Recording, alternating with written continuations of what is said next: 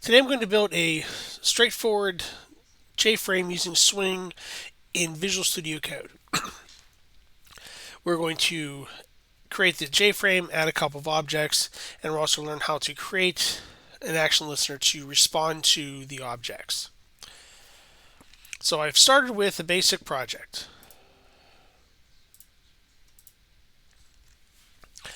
Your basic Java app. So I'm going to make some adjustments, obviously. I'm going to do an import.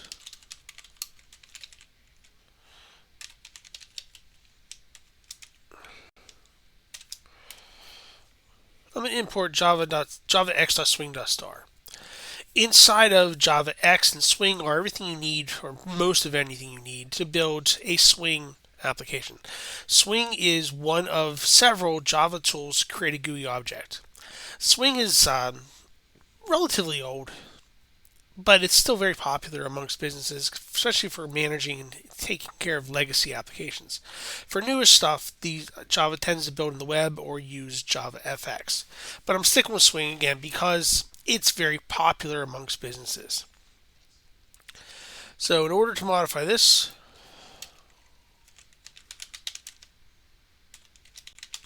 I'm going to start by extending JFrame, which will convert this particular app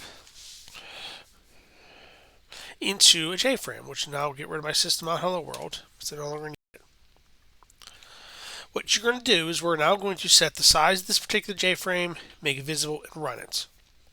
Once that works, we'll add objects to the screen. So let's start by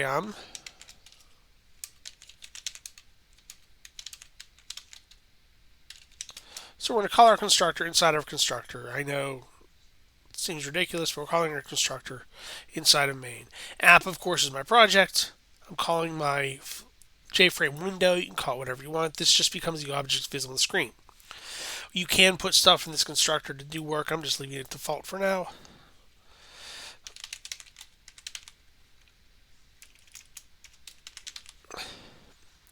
These JFrames have a variety of properties you can set, including a title, size, fonts, location on the screen, type of menu bar, modalities, a variety of things you can do here. I'm going to start simple.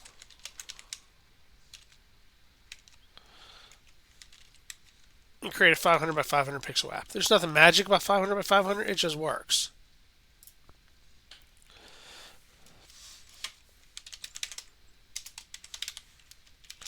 I'm going to set it visible, and you got true or false here. Set visible true makes it visible. Set window false is can't see it. You would then add swing objects here.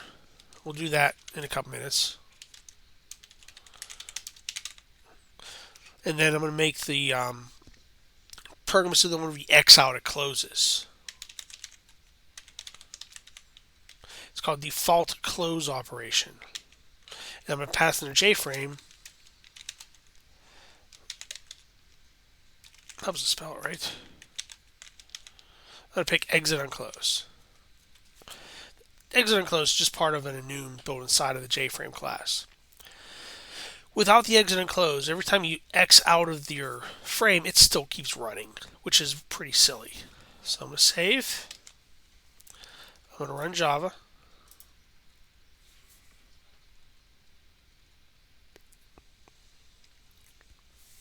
And voila. I get a title, or I get a frame.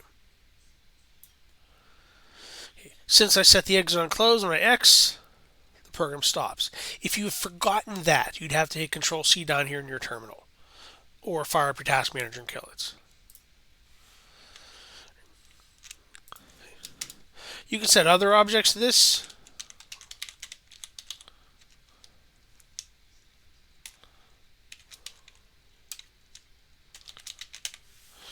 Title is the top part of the screen. This can be set before or after the object's visible. You can change it as you run. See, there's my JFrame. You can set the icon. You can set anything you want. All right, so we have now the frame loading. And my comment here is add swing objects here. Swing objects include everything you expect to see in a GUI application. We've got buttons, drop-down boxes, text fields, text labels, text boxes, pictures. It's all there. Java x.swing.star gets all of those objects so that you can interact with them. We're going to import 2 more objects. This is the Java Abstract Windowing Toolkit. It's a pretty old class, but it allows for things like click, double click, right click. It allows you to interact with the objects. And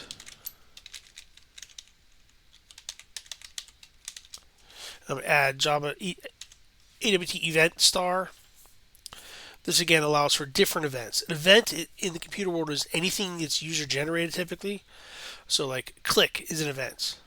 Resize is an event. Minimize is an event.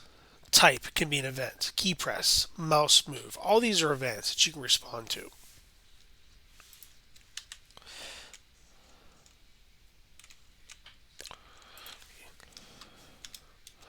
Okay, so I'll build some objects, and these become variables.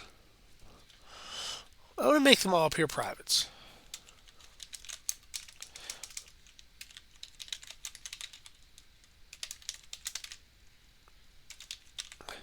Every swing object starts with the phrase J something. So like I have JFrame, now I've got JLabel.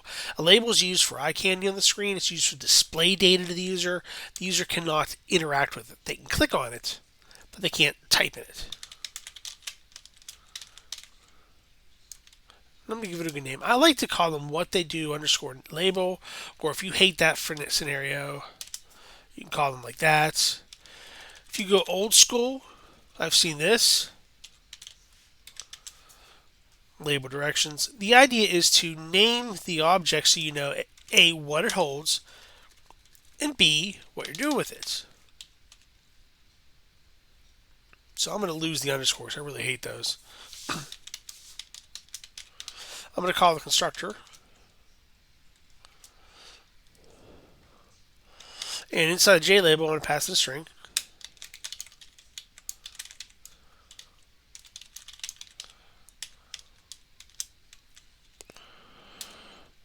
I'm going to create another one.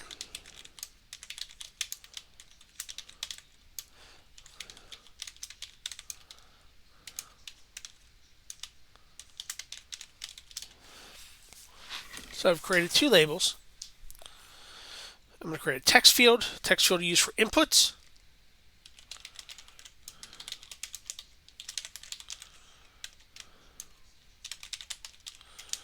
I call my text boxes box all the time, so I know what they are.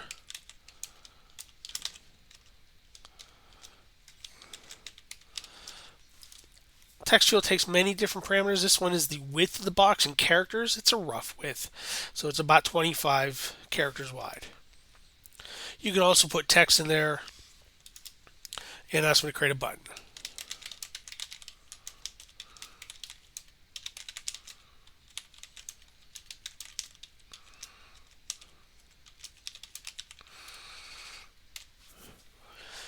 The text of the button should tell you something like save, print, whatever. I'm just saying click me so you know to click on it.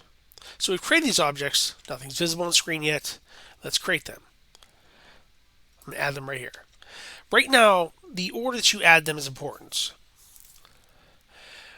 We're going to modify what's called a layout in Java. The layout describes how the objects on screen fit. So I'm going to use what's called the flow layout, which is the simplest layout to use.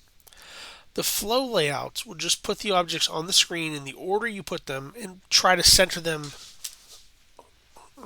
horizontally.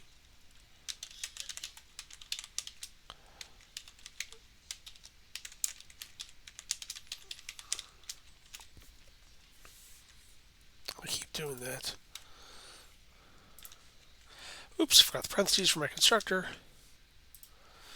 Alright, so windows.setLayout equal new flow layout. That's building my layout, and then I'll add objects to the frame. And to do that, we're going to use what's called the content pane. The content pane is exactly that. Think of like a pane of glass. This particular pane of glass you can put stuff on. You might have other parts in there that you have hidden or invisible, or you can swap data around. The content pane is where you add stuff. I'm going to add my directions label.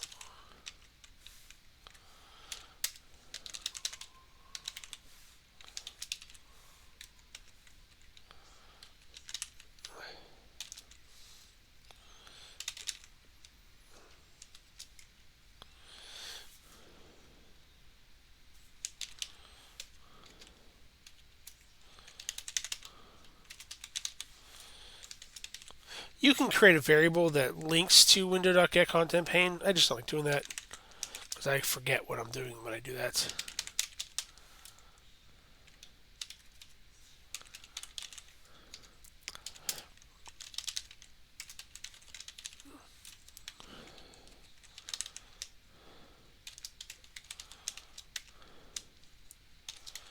Alright, so I've added my objects. Again, since I chose the flow layout, they're going to be added onto the screen in the order of creation. So save it, run Java again.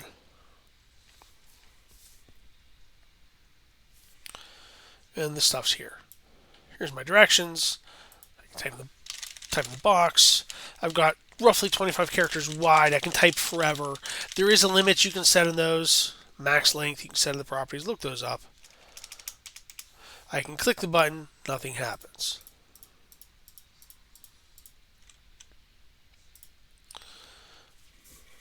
If you don't like how big that is, there's an optional tool you can play with. Window.pack. Window.pack will resize that object to fit your items. It does have some glitches. Like, since our output label is blank, it's now gone. But it makes the box smaller. It's your call. I tend not to use window pack. I tend to make my objects fit the way they need to. But that's a different class.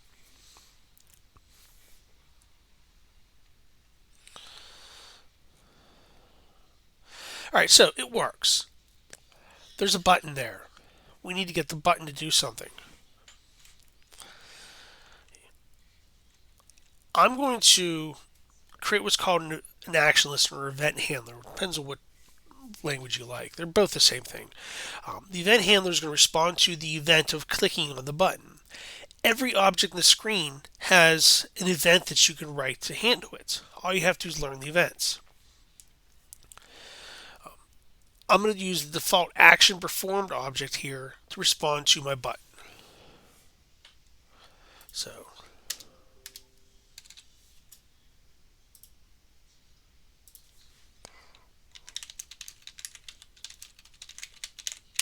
let's add an action listener.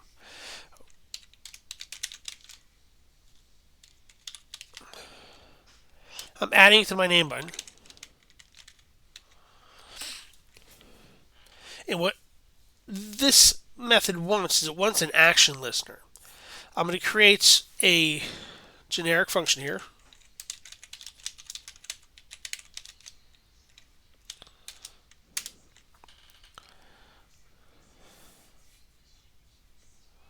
No, it's angry because I'm not done yet. And we have to do a couple of other methods as well. Inside of here, I'm going to put the function that's needed. Now, if you look at action list and you hover over it, it says must implement the inherited abstract method action performed. You should recall from your object-oriented classes when you create an abstract method in Java in a class, it means you inherit off of it, you have to implement it. So I'm going to implement it right here.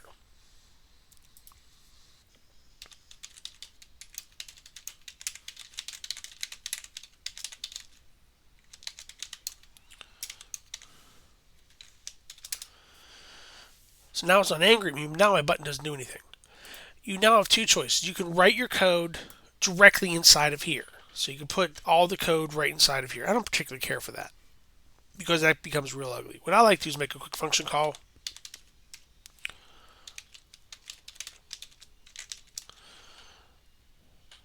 So I like to make a function call. But again, you can just write the code and put button click in here and it would be perfectly acceptable. I just like this so I don't have really deep, ugly, nested curly braces. So let me add my function button click.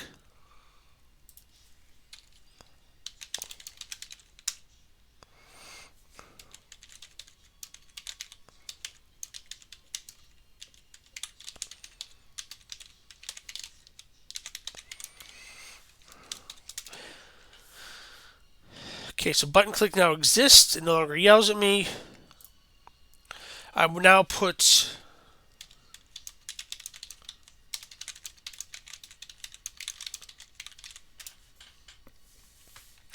I just want to prove that it works right now. So I'm going to use a JOption pane.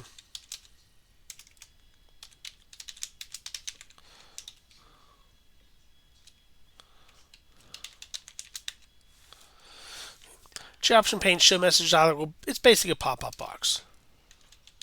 It wants a parent. I'm going to set it to null. I could set it to this, which would be the object.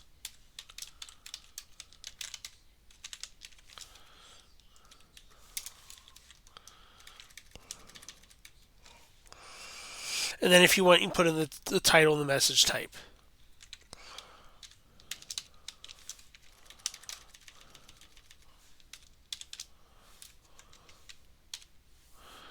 And these are the message types: error message, information message, plain message, question message, warning. I'm going to pick information.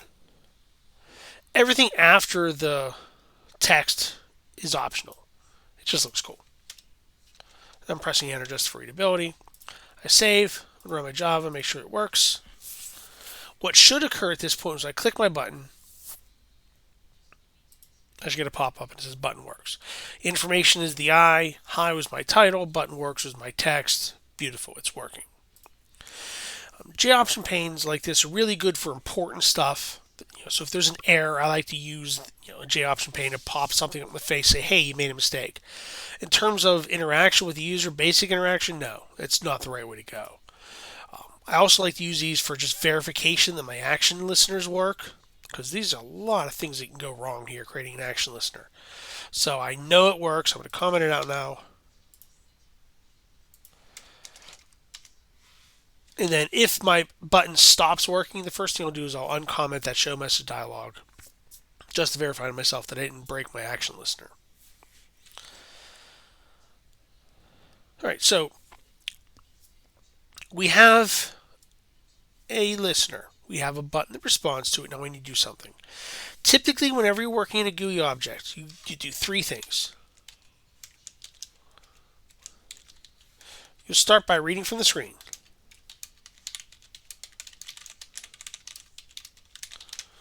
So we're going to pull out of the name box, that text box, and do something with it.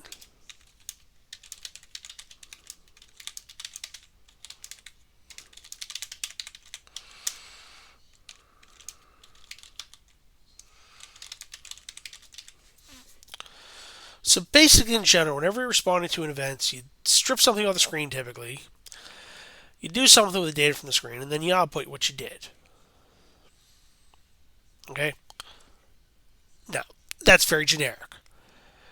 Do something might be 50 lines of code. Stripping those is usually pretty easy. It's just pulling the data out. And depending on the type of data or type of object, it runs a little differently. I'm going to pull from the text box.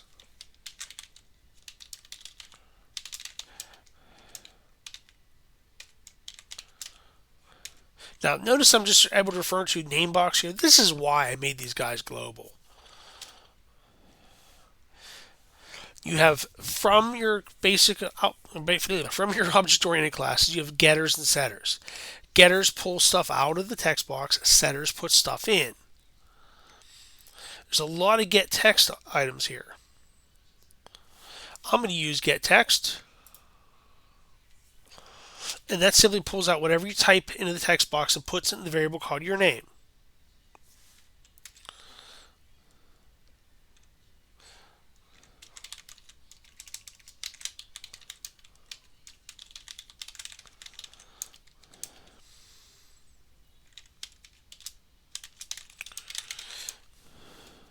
Here, I'll do some simple concatenation. As mentioned up here, do something data. So I did something data. I typed on hello there.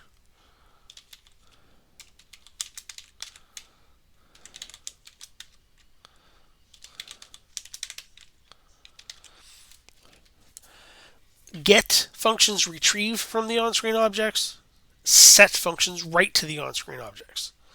So if I've done everything correctly, when I run this thing, type my name in the box and hit the button, it should say hello, my name.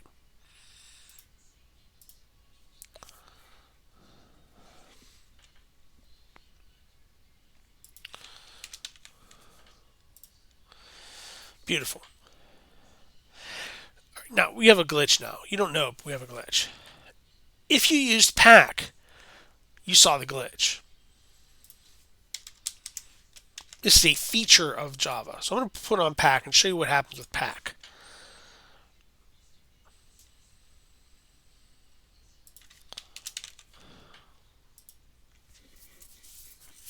It's not there. If I make my screen bigger, there it is. What happens is that when you have a blank label like this, Java gives it 0 screen space. So when it packed the screen, it packed with a 0 label size. The simplest fix. Do that. Just put something in there. You can also call pack again inside the button.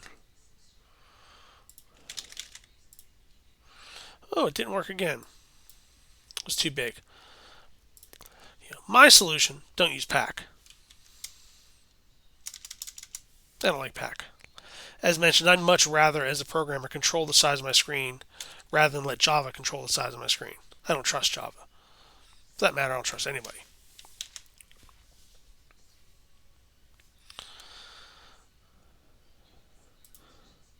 Alright, so let's run this thing again. We'll look at it. And the objects are on the screen in the order in which I added them. Directions, box, button, outputs. They're in that order because I chose the flow layouts. Flow layout is the easiest layout to deal with. It's also the one that has 0 formatting. There are, I think, 15 different Java layouts. One of them allows you to control precisely. The null layout allows you to control precisely where it is on the screen. Another one, a grid layout, allows you to create like an array of objects, rows and columns. There's a border layout which gives 5 regions on the screen: north, south, east, west, and center. And each one of those regions could have a flow layout. Look them up. If you get interested, just Google Swing layout managers and you'll see the variety of the different ones.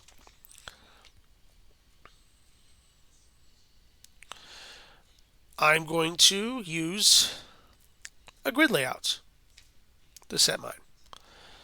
And I'm going to create a grid layout instead of a flow layout. I'm going to comment this out so we don't lose anything.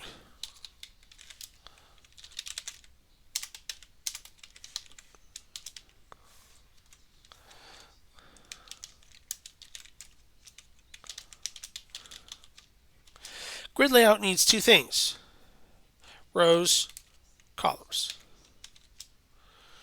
Now I only have 4 objects, so I could have gotten away with 2 and 2, or 1, 4. I went with 3, 2, just to prove you can put different numbers in there. And the order again is rows, columns.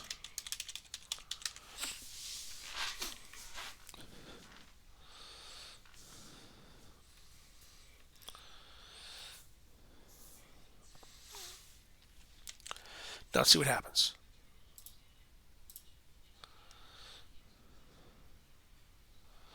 Oh, stuff's next to each other.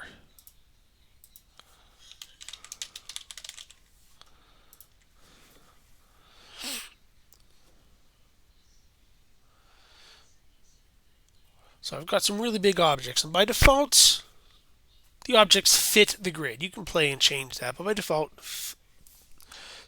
things fit the grid. If I want to get some spacing between here, all I need to do is create blank JLabels. So I want a blank line.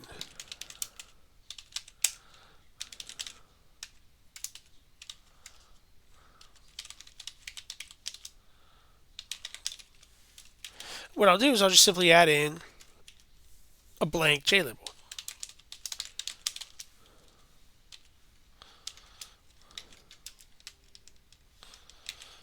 I forgot to add. Now it's happy.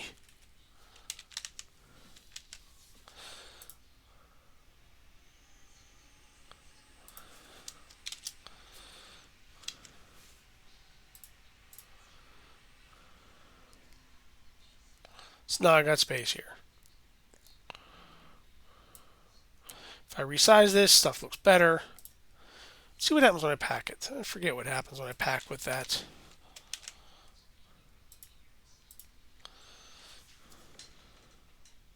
Looks a little cleaner.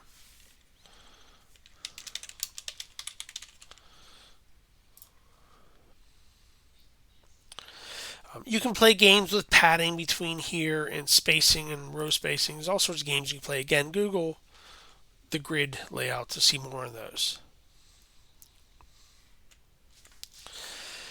Okay, now lastly, a little bit of fanciness. You can change color, you can change font, you can change whatever you want. And you can change of every object.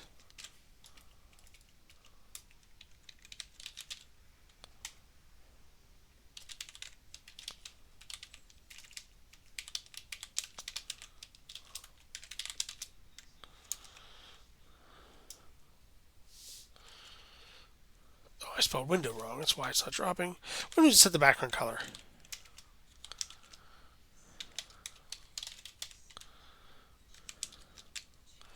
And it wants a color. Color is a data type in Java. It accepts RGB.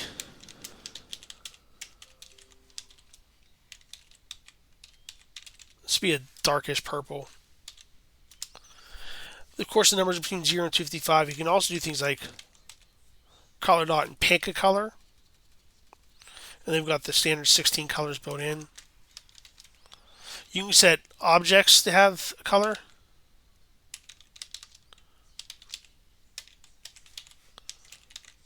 I'm going to set a foreground color here.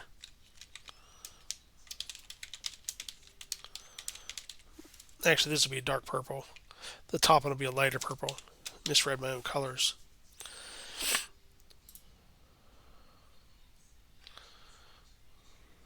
Wasn't that ugly?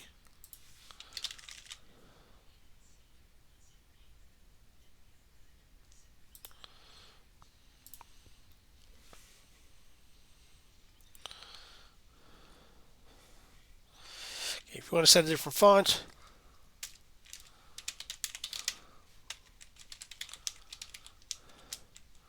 and what you got to call here is either font that you've loaded into your Java application, which is very doable, or just something that's on your machine.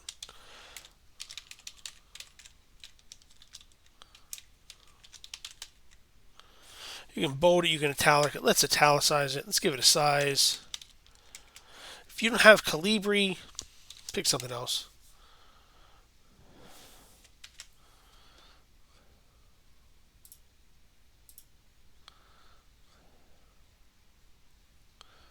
Bigger font, and it's italicized.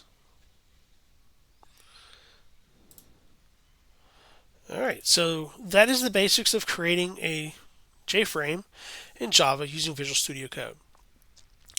If you find this is very tedious, which it is, if you download a copy of Apache's NetBeans, it has a GUI builder, and you can just drag and drop the objects onto the screen where you want them. Adding things like event handlers is simply a right-click, add action listener, and you pick the action listener. That's what professionals would do. Very few professionals will build a GUI completely from scratch by hand like this. We need tools. It just takes too long. But that's your call if you want to play around with that. All right, thank you. You have a good day.